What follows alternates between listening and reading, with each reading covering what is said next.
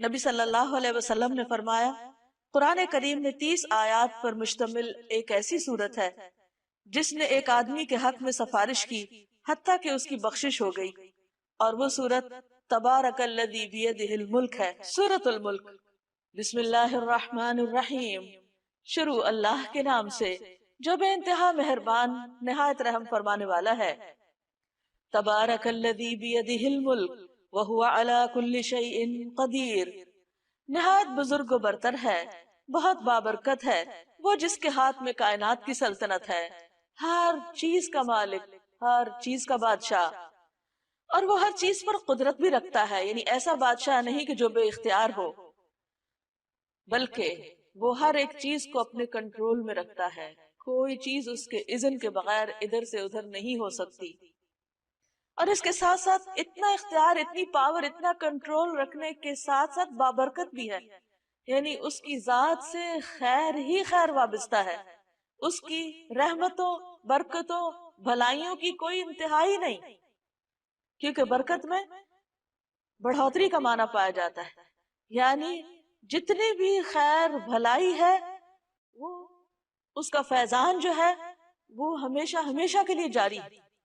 الذی خلق الموت والحیات لیبلوکم ایکم احسن عملا، وہ جس نے موت اور زندگی کو بنایا تاکہ تمہیں آزما کر دیکھے، تمہارا امتحان لے۔ کس بات کا امتحان؟ ایکم احسن عملا، کہ تم میں احسن عمل کون کرتا ہے۔ اللہ سبحانہ وتعالی نے یہ دنیا بنائی اور اس میں ہمیں بھیجا، اور بھیجنے کے بعد ہماری زندگی موت کا مقصد ہمیں بتا دیا کہ میں نے اس لیے یہ سب کچھ سلسلہ بنایا ہے کہ انسان سے یہ دیکھا جائے کہ وہ اپنی زندگی کا استعمال کیسے کرتا ہے، وہ یہاں دنیا میں کس طرح رہتا ہے، اپنی خواہش کے مطابق یا اللہ کی مرضی کے مطابق، وہ اللہ تعالیٰ کے احکامات کتنے مانتا ہے اور دنیا والوں سے کتنا ڈرتا ہے۔ تو ہم میں سے ہر شخص کی یہ آزمائش ہو رہی ہے۔ اللہ تعالیٰ نے اس کائنات میں ایک بہت ہی بہترین جگہ، پرفیکٹ جنت کی شکل میں بنائی، وہ اتنی خوبصورت ہے کہ جس کی کوئی مثال دنیا میں ہے ہی نہیں، کوئی اس کا تصور ہی نہیں کر سکتا۔ اس جنت میں بسانے کے لیے اللہ تعالیٰ اس دنیا سے انسانوں کا انتخاب کر رہا ہے، امتحان میں ڈالنے کے بعد، ٹیسٹ کرنے کے بعد، کھنگالنے کے بعد یہاں سے وہ بہترین انسانوں کو چنے گا اور وہاں بسائے گا۔ اس کے لیے کوئی کسی کے کام نہیں آئے گا، جیسے کسی دوسرے کی نیکیاں اس سے کوئی اور فائدہ نہیں اٹھائے گا، جو کرے گا وہی پائے گا، جو بوئے گا وہی کاٹے گا۔ اب یہ ہم پہ ڈیپینڈ کرتا ہے کہ ہم اس جنت میں جانے کے لیے کس قسم کے کام کرتے ہیں، کتنی محنت کرتے ہیں۔ نبی صلی اللہ علیہ وسلم نے ایک جگہ پر فرمایا کہ خبردار، اللہ کا سودا بڑا مہنگا ہے اور اللہ کا سودا جنت ہے، یعنی اگر تم اللہ سے تجارت کرنا چاہتے ہو اور اس کی جنت چاہتے ہو تو پھر اس کے لیے قربانیاں کرنی پڑے گی، وہ مفت میں نہیں ملے گی، اس کے لیے محنت کرنی ہوگی۔ اور وہ محنت کیا ہے؟ احسن عمل، بہترین کام۔ بہترین کام وہ نہیں ہوتے کہ انسان جن کو خود بہترین سمجھے، یعنی اس کی اپنی عقل کہے کہ یہ بہت اچھا ہی کر لیتے ہیں۔ مثلا اگر کسی کا دل کسی خاص کپڑا پہننے کو کر رہا ہے تو وہ کہے کہ یہ سب سے اچھا کام ہے کیونکہ میرا دل یہ چاہ رہا ہے کہ میں یہ پہنوں، تو ضروری نہیں کہ وہ اللہ تعالیٰ کو بھی پسند ہو۔ اسی طرح اگر کسی انسان کو کوئی ایسی چیز کھانے کو دل چاہ رہا ہے اور اس کی بہت زیادہ اس میں خواہش ہے تو ضروری نہیں کہ وہ اللہ سبحانہ تعالیٰ کو پسند بھی ہو سکتا ہے اللہ نے اس کو حرام کر رکھا ہو۔ اسی طرح اگر کسی کے دل میں کچھ باتیں ہیں اور وہ ان کو بولنا چاہتا ہے، کرنا چاہتا ہے، تو اس کو سوچنا پڑے گا کہ جو کچھ میں کہہ رہا ہوں یہ اللہ کو بھی پسند ہے یا نہیں۔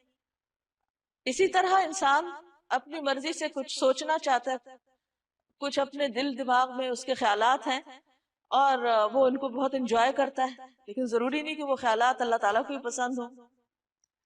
تو اس لیے اگر انسان احسن عمل کرنا چاہتا ہے تو اس کو دیکھنا پڑے گا کہ جس نے ہمارا انتخاب کرنا ہے، جس نے سلیکشن کرنی، اس کے نزدیک احسن کیا ہے، وہ کس چیز کو پسند کرتا ہے، اس کا کرائیٹیریا کیا ہے، اس کو کیسے میٹ کیا جائے، کس طرح اس کے مطابق ہم اپنی سوچ، اپنے خیالات رکھیں، اپنی گفتگو رکھیں، اپنے عمل، اپنے معاملات، لوگوں کے ساتھ طرز عمل، یہ سب کچھ کس طرح ہو، اور اگر یہ اس کی پسند کے مطابق ہوا تو قابل قبول، اور اگر وہاں ریجیکٹ ہو گیا تو اس کا کوئی فائدہ نہیں۔ تو فرمایا اس نے موت اور زندگی کو بنایا تاکہ تمہارا امتحان لے۔ ہر شخص امتحان میں ہے، اللہ تعالیٰ اچھے یا برے ہر طرح کے حالات سے بھی انسان کو آزما رہا ہے کہ ان حالات میں انسان کرتا کیا ہے۔ مثلا انسان کے اوپر دو حالتوں میں سے ایک حالت ہوتی ہے، یا وہ بہت خوش ہوتا ہے یا وہ تکلیف میں ہوتا ہے، یا وہ بس بیچ میں ہی درمیان میں ہوتا ہے۔ اب آپ دیکھیے کہ اگر وہ خوش ہے تو اس سے دیکھا یہ جاتا ہے کہ خوشی میں یہ کرتا کیا ہے، اللہ کی رضا کے کام یا ناراضگی کے کام، اللہ کا شکر ادا کرتا ہے یا ناشکری کرتا ہے۔ اسی طرح اگر وہ تکلیف میں ہے تو پھر اس کو دیکھا جا رہا ہے، اس کا امتحان ہو رہا ہے کہ اب یہ کیا کرتا ہے، منہ سے کیا بات نکالتا ہے، لوگوں کے ساتھ کیا رویہ اختیار کرتا ہے، صبر کرتا ہے یا نہیں کرتا۔ اور اگر دو کے بیچ میں ہے، یعنی نہ بہت خوش ہے نہ بہت تکلیف میں ہے، تو اس وقت کو کس طرح استعمال کر رہا ہے، یعنی روٹین میں اپنی روزمرہ زندگی کے جو اس کو اللہ تعالیٰ نے نعمتیں دی ہیں، صحت، زندگی، مال و دولت، اولاد، وقت، جوانی، ان ساری چیزوں کو کس کام میں لگا رہا ہے؟ کیا اس کا ہم اور غم صرف دنیا ہے، یا وہ اپنی ان ساری انرجی سے اور ملنے والی ساری نعمتوں سے کوئی اچھے کام بھی کر رہا ہے جس میں خلق خدا کا بھلا ہو، یا اس کی اپنی آخرت کے لیے چیزیں فائدہ مند ہو، خواہ وہ اللہ تعالیٰ کی براہ راست عبادت کا کوئی کام ہو یا بندوں کی خدمت کا کوئی کام، کیونکہ یہ زندگی بیکار گزارنے کے لیے نہیں ملی۔ اس دنیا میں سب سے بڑا نقصان اگر کوئی کر سکتا ہے کسی چیز کا تو وہ خود انسان اپنا ہی کرتا ہے، جب اپنے آپ کا وقت ضائع کرتا ہے، خواہ وہ بیکار کچھ نہ کر کے یا فضول کام کر کے۔ اس لیے جنت الفردوس میں جانے والوں کی جو صفات قرآن مجید میں بیان ہوئی ہیں، ان میں سے ایک صفت یہ ہے کہ والذین هم عن اللغو معرضون، کہ وہ ایسے کاموں سے پرہیز کرتے ہیں جو لغو ہوتے ہیں، بیکار ہوتے ہیں، جن کا نہ دنیا میں فائدہ اور نہ آخرت میں فائدہ، ادھر ادھر کی فضول باتیں، ادھر ادھر کے لوگوں کے حالات میں تجسس، اور بعض اوقات وہ غلط رستے پر بھی انسان کو ڈال دیتے ہیں۔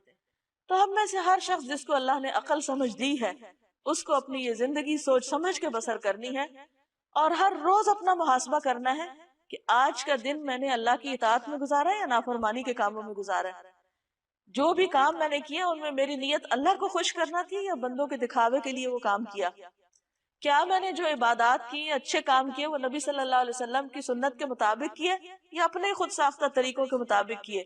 کیونکہ اللہ کے نزدیک کوئی کام اس وقت تک احسن ہو نہیں سکتا جب تک دو شرائط خاص طور پر پوری نہ ہو۔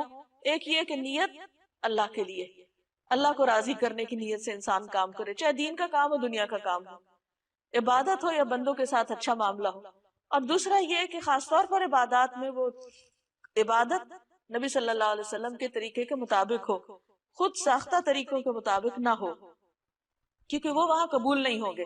ورنہ تو اللہ کے رسول صلی اللہ علیہ وسلم کے آنے کا مقصد ہی فوت ہو جاتا ہے۔ اللہ تعالیٰ نے ان کو ہمارے لیے ایک نمونہ بنا کے بھیجا کہ جیسے یہ کرتے ہیں ویسے ہی تم بھی کرو۔ وَإِن تُطِيعُوهُ تَهْتَدُوا، اگر تم اس کی اطاعت کرو گے تو ہدایت پاؤ گے۔ وَهُوَ الْعَزِيزُ الْغَفُورُ، اور وہ زبردست ہے، بخشنے والا ہے۔ یعنی اگر تم نے نافرمانی کی تو کہیں بھاگ کے نہیں جا سکتے، وہ ہر چیز پر غالب ہے، پکڑ لے گا تم کو۔ اور اگر تم سے غلطی ہو گئی، معافی مانگو گے، اس کی طرف پلٹ آؤ گے تو بخشنے والا ہے، مہربان بھی ہے۔ پھر اللہ سبحانہ وتعالیٰ کی کچھ صفات بیان کی جا رہی ہیں، کتنا زبردست حکمت والا ہے، علم والا ہے، قدرت والا ہے، طاقت والا ہے، کیا کیا اس نے بنایا ہے، کائنات کی نشانیوں سے اس کو پہچانو۔ الذی خلق سبع سماوات طباقا، وہ جس نے تہ بر تہ 7 آسمان بنائے، تم رحمان کی تخلیق میں کسی قسم کی بے ربطی نہ پاؤ گے، پرفیکٹ ہے، پورا ویل آرگنائزڈ اور ڈسپلن میں ہے ہر چیز۔ یہ نہیں کہ اللہ تعالیٰ نے آسمان بنایا اور پھر وہ اسے کنٹرول نہیں ہو رہے، یا زمین کے اندر کوئی ایسی خرابیاں ہو رہی کہ وہ آؤٹ آف کنٹرول ہوگی اور وہ جا ٹکرائے کسی اور چیز سے، یا اسی طرح زمین کے اوپر جو چیزیں ہیں، کوئی بھی چیز ایسی نہیں، تخلیق کی کوئی بھی چیز ایسی نہیں کہ جس کے اندر کسی قسم کی کوئی ڈسکرپنسی ہو، کبھی وہ کچھ کرنے لگ جائے کبھی کچھ کرنے لگے۔ مثلا یہ نہیں کہ آگ کبھی جلا رہی اور کبھی ٹھنڈی ہوا دے رہی۔ اس نے جو کچھ بنایا جس طریقے پر بنایا جس کام کے لیے اس کو بنایا وہ وہی کام کر رہا ہے. اس سے ایک بہت بڑا سبق ملتا ہے کہ اگر ایک چیونٹی سے لے کر ایک ہاتھی تک اپنے اس کام میں لگا ہوا ہے جو اللہ نے اس کے لیے بنایا ہے، جو اللہ نے اس کے لیے رکھا ہے، اور وہ اس مقصد کو پورا کر رہا ہے اس دنیا میں جس مقصد کے لیے اس کو بھیجا گیا ہے، کیونکہ اللہ تعالیٰ کا کوئی کام بھی بے مقصد نہیں، تو پھر کیا انسان کی زندگی کا کوئی مقصد نہیں ہوگا؟ وہ ایسے ہی بیکار بھیج دیا گیا کہ جو جی چاہے کرے، اور اس کی زندگی میں کوئی ڈسپلن نہ ہو، کوئی آرگنائزیشن نہ ہو، اور بغیر کسی ڈائریکشن کے بس وہ صبح اٹھے اور شام کر دے. نہیں، فرمایا تم رحمان کی تخلیق میں کسی قسم کی کوئی بے ربطی نہ پاؤ گے. پھر پلٹ کر دیکھو، کیا تمہیں کوئی خلل نظر آتا ہے؟ کوئی خرابی نظر آتی ہے؟ آسمانوں میں دیکھو، ستاروں اور سیاروں پر غور و فکر کرو، ہر چیز اپنی رفتار کے ساتھ اور اپنے طریقے پر اور اپنی ڈائریکشن پر چلتی چلی جا رہی ہے، اور اتنے ہیوج بڑے بڑے ستارے سیارے بغیر کسی ادھر ادھر ہوئے اپنی ایک سیدھ میں چل رہے ہیں جو اللہ نے راستہ ان کے لیے مقرر کیا. حتیٰ کہ شہد کی مکھی جیسی چھوٹی سی مخلوق بھی اللہ تعالیٰ کے طے کردہ راستوں پر چل کے اپنا کام کر رہی ہے.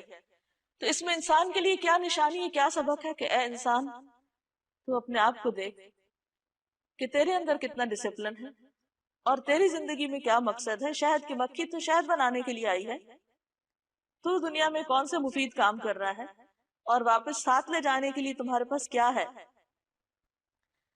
بار بار نگاہ دوڑاؤ، تمہاری نگاہ تھک کر نامراد پلٹ آئے گی.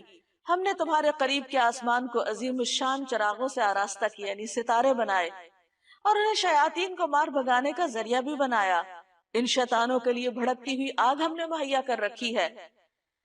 جن لوگوں نے اپنے رب سے کفر کیا ہے، اپنے رب کو نہیں مانتے، ان کے لیے جہنم کا عذاب ہے اور وہ بہت ہی برا ٹھکانہ ہے.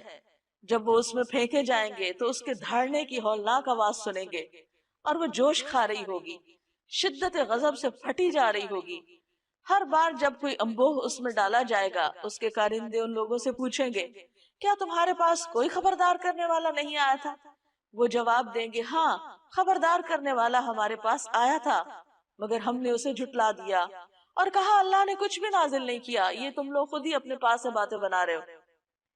ان انتم الا فی ضلال کبیر، تم بڑی گمراہی میں پڑے ہوئے ہو. یعنی ہدایت کے رستے کی طرف بلانے والے پیغمبر ہوں یا ان کے بعد دوسرے لوگ ہوں، انہوں نے انہی کو غلط ثابت کر دیا اپنے تئیں.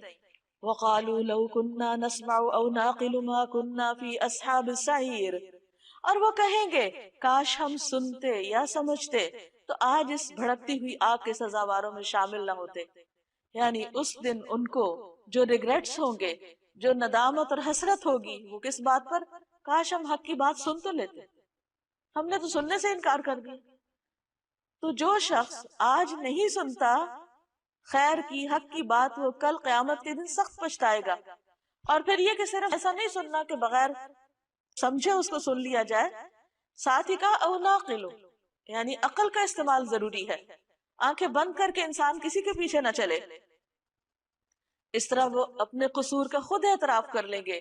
لعنت ہے ان دوزخیوں پر. ان الذین یخشون ربهم بالغیب لهم مغفرۃ واجر کبیر، جو لوگ بن دیکھے اپنے رب سے ڈرتے ہیں، یقیناً ان کے لیے مغفرت ہے اور بڑا اجر ہے. تم خواہ چپکے سے بات کرو یا اونچی آواز سے، اللہ کے لیے یکساں ہے، وہ تو دلوں کا حال تک جانتا ہے. کیا وہی نہ جانے گا جس نے پیدا کیا، حالانکہ وہ باریک بین اور باخبر ہے. وہی تو ہے جس نے تمہارے لیے زمین کو تابع کیا، چلو اس کے سینے پر اور کھاؤ خدا کا رزق، یعنی اللہ کا رزق کھاؤ. اسی کے حضور تمہیں دوبارہ زندہ ہو کر جانا ہے. یعنی اللہ کی نعمتیں استعمال کرو لیکن اللہ کو نہ بھولو. یعنی اللہ تعالیٰ نے زمین پہ یہ سب کچھ اس لیے نہیں پیدا کیا کہ انسان اس کو استعمال نہ کرے، لیکن جس چیز سے منع کیا وہ یہ کہ اللہ کا کھا کے اللہ کا وفادار بنے، اس کا شکر گزار بنے. اسی کے حضور تمہیں دوبارہ زندہ ہو کر جانا ہے. کیا تم اس سے بے خوف ہو کہ وہ جو آسمان میں ہے تمہیں زمین میں دھسا دے؟ یعنی کیسے غافل ہو کے سوتے ہو تم، کیسے اس کو بھول کر دنیا میں چل پھر رہے ہو؟ تمہیں ڈر نہیں لگتا کہ اللہ تعالیٰ جہاں تم کھڑے ہو اسی زمین کے حصے کو پھاڑ کے تمہیں اس کے اندر ڈال دے اور زمین تمہیں لے کے اندر کی طرف لڑک جائے، اور کئی دفعہ ایسے ہوتا بھی ہے، لینڈ سلائڈنگ وغیرہ، اور یکایک یہ زمین جھکولے کھانے لگے، یعنی اللہ کی زمین پر تم نافرمانی کے ساتھ کیوں چل پھر رہے ہو؟ کیا تم اس سے بے خوف ہو کہ وہ جو آسمان میں ہے تم پر پتھراؤ کرنے والی ہوا بھیج دے؟ پھر تمہیں معلوم ہو جائے گا کہ میری تنبیہ کیسی ہوتی ہے۔ ان سے پہلے گزرے ہوئے لوگ جھٹلا چکے ہیں، پھر دیکھ لو کہ میری گرفت کیسی سخت تھی۔ کیا یہ لوگ اپنے اوپر اڑنے والے پرندوں کو پر پھیلائے اور سکیڑتے نہیں دیکھتے؟ یعنی اللہ کی نشانیاں تو بے شمار ہیں، یعنی ایک پرندے کا ہوا میں اڑنا ایک میریکل سے کم نہیں، لیکن تم غور ہی نہیں کرتے، اس کو فار گرانٹیڈ لیتے ہو کہ بس ہاں ٹھیک ہے اللہ نے بنا دی، اڑ رہے ہیں وہ۔ اس میں بہت بڑا سبق ہے تمہارے لیے، انہیں غور سے دیکھو، شعوری طور پر دیکھو۔ رحمان کے سوا کوئی نہیں جو انہیں تھامے ہوئے ہو، یعنی جو ایک پرندہ بھی اڑ رہا ہے تو اللہ کی حفاظت میں اڑ رہا ہے۔ اللہ نے اس کو ایسا جسم دیا، ایسی ہڈیاں دی کھوکھلی، ایسے پر دیے، اس شیپ کا بنایا کہ وہ اڑ سکے۔ اللہ تعالیٰ نے ہی اس کو یہ طریقہ بھی سکھایا، اور پھر اس کو اپنی حفاظت بھی دی، پناہ بھی دی۔ وہی ہر چیز کا نگہبان ہے، یعنی جو پرندوں کی حفاظت کر رہا ہے وہی باقی ہر چیز کی حفاظت کرتا ہے۔ بتاؤ آخر وہ کون سا لشکر تمہارے پاس ہے جو رحمان کے مقابلے میں تمہاری مدد کر سکتا ہو؟ حقیقت یہ ہے کہ یہ منکرین دھوکے میں پڑے ہوئے ہیں۔ یا پھر بتاؤ کون ہے جو تمہیں رزق دے سکتا ہے؟ اگر رحمان اپنا رزق روک لے تو پھر اس کا رزق پا کر اس کا شکر کیوں نہیں ادا کرتے؟ دراصل یہ لوگ سرکشی اور حق سے گریز پر اڑے ہوئے ہیں۔ بھلا سوچو جو شخص منہ اندھائے چل رہا ہو، یعنی بغیر سوچے سمجھے بس ایک روٹین کی لائف گزار رہا ہو، وہ زیادہ صحیح راہ پانے والا ہے، یا وہ جو سر اٹھائے سیدھا ایک ہموار سڑک پر چل رہا ہو، یعنی اپنا راستہ خود اپنی آنکھوں سے دیکھ کر اسٹریٹ پاتھ پر ہو؟ ان سے کہو اللہ ہی ہے جس نے تمہیں پیدا کیا، تم کو سننے اور دیکھنے کی طاقتیں دی، سوچنے سمجھنے والے دل دیے، مگر تم کم ہی شکر ادا کرتے ہو۔